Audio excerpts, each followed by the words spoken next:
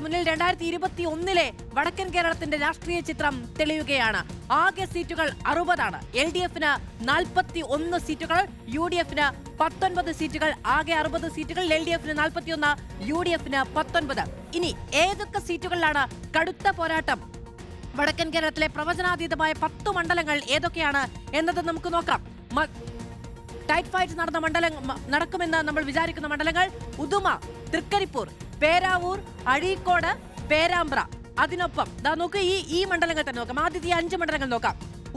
ഉദുമ മണ്ഡലം ഒരു കുത്തക മണ്ഡലമാണ് എന്ന കാര്യത്തിൽ സംശയമൊന്നുമില്ല. ഇപ്പൊ 80കൾ മുതൽ ഇങ്ങോട്ട് തന്നെ ഉദുമ മണ്ഡലത്തിൽ CPM എന്നൊരു ഒറ്റ പേര് മാത്രമേ ഉള്ളൂ.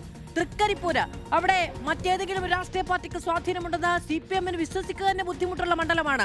പേരാവൂര് കോൺഗ്രസിന്റെ കുത്തക സീറ്റ് എന്ന് വിചാരിക്കുന്നതാണ്. അഴീക്കോടാണ് ഒരു മാറ്റമുള്ളത്. പേരാമ്പ്രയും പതിറ്റാണ്ടുകളായി CPM-ന്റെ ഒപ്പം മാത്രം നിൽക്കുന്ന മണ്ഡലമാണ്. ഇനി ഈ ഇത്രയും മണ്ഡലങ്ങളാണ് അവിടെ ഒരു ഇത്തവണ ടൈറ്റ് ഫൈറ്റ് എന്ന് വിചാരിക്കുന്നത്.